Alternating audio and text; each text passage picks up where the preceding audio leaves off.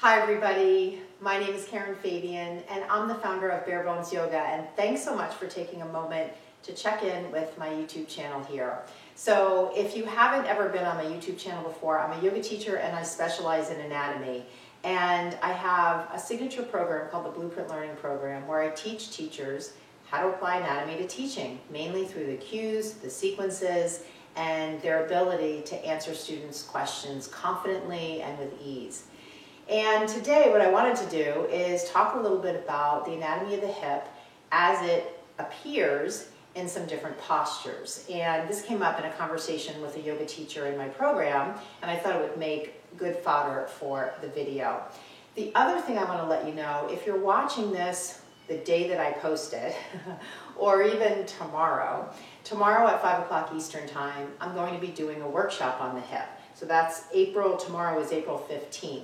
So April 15th, 2021 at 5 p.m. Eastern Time, I'm going to be doing a workshop on hip anatomy. So if you watch this today or tomorrow before 5 o'clock Eastern, join me for that workshop. To sign up, just go to my website, which is barebonesyoga.com, click on the events page, and you'll see the link for the workshop. So as far as the hip, I realize I don't have a skeleton here, although I think that's actually a good thing because you're not going to have a skeleton when you're teaching people. After watching this video, if you want to see some of these muscles in the body, you can always just Google the muscles and just take a look at what they look like. I want to just give you just a general sense of things. So we're looking at movements that the hip makes in different planes. And so we've got several key movements. We have flexion and extension, external and internal rotation, abduction, and adduction. We've got different muscles that do those actions. So hip flexor muscles are muscles like the psoas, the sartorius, the rectus femoris. Hip extension muscles are muscles like the gluteus maximus, the hamstrings, the posterior fibers of the adductor magnus. We've got hip adductor muscles, again, adductor magnus and the adductor group. We've got hip abduction muscles like the tensor fasciae lata and the iliotibial band and the gluteus medius and minimus. And we've got internal rotation of the hip. And for that, we primarily have adductors and anterior fibers of gluteus medius.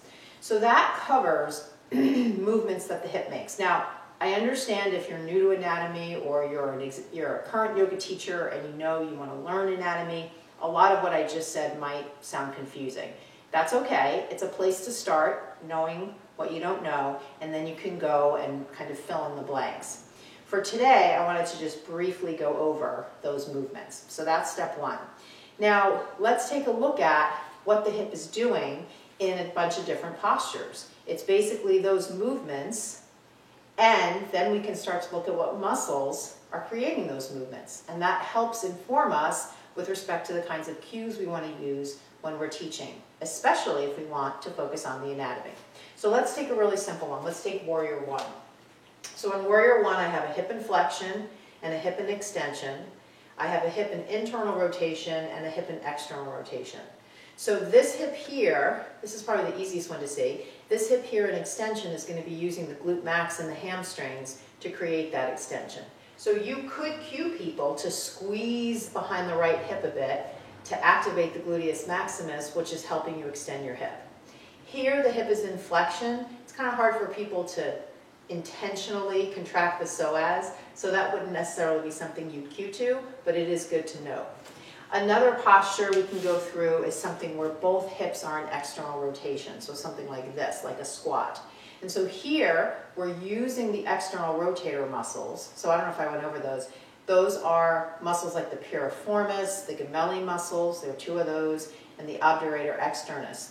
There are two of those, or obturator muscles, there are two of those. Those muscles contract. They generally connect my pelvis to my femur, and they open my hip. So when I'm doing a posture like this, I'm using those muscles. Now again, it'd be kind of hard to ask people to intentionally contract them. They just are at work when I do this shape. However, it is helpful and important for teachers to know what is happening in the pose. In terms of lengthening the hip, we can look at poses where we stretch or lengthen the hip flexor musculature. So again, psoas, sartorius, rectus femoris. So that could be muscles, or that could be poses like camel pose, where both hips are in extension. That could be poses like bridge pose, and certainly if I go up into wheel, which I'm not going to do here, that would be another muscle, another pose. Poses like boat, both hips are in flexion. And then another one which comes up a lot is coming into half pigeon, where we've got one hip in extension, so glute max is doing that. We have one hip in flexion, so glute max is lengthening, which is why sometimes people have some discomfort if their glute max is tight. And we've got this hip in external rotation.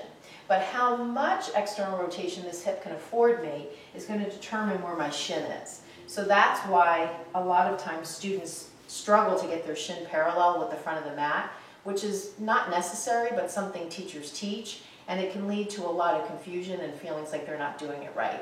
It's really less important to get the shin up there because the knee is not designed for external rotation, the hip is. And the knee is going to follow what the hip does. So if you have limited range of motion in your hip, it's going to be impossible for you to get your shin in line, and you shouldn't try to do it anyway because the knee is not really designed to do that. If you are someone that has a lot of flexibility in the transverse plane and you can open your hip a lot, you might be able to get your shin up there, but really, does that matter? I don't really know where we decided that matters. It's not a requirement for the posture, and in fact, it's really not great for the knee because it does take the knee into a movement that it's not really designed to do. It's designed to bend and flex. It does pivot side to side, but it's not really designed to do that as well as just moving in the sagittal plane, flexion and extension. So those are a bunch of different components of hip anatomy. I hope you found this interesting. I would love to know what you think. So I want you to do a couple things. I want you to comment to this video and let me know any thoughts you had or questions. Number two, I want you to subscribe to this channel so that you can be alerted the next time I post a video. And then number three, if you're listening on the 14th or the 15th before 5 o'clock Eastern time, I want you to sign up for my hip anatomy workshop. And again, you can do that just by going to my website, barebonesyoga.com, go to the events page, and you'll see the link. So thank you so much for watching. I hope to see you in the next video. Namaste.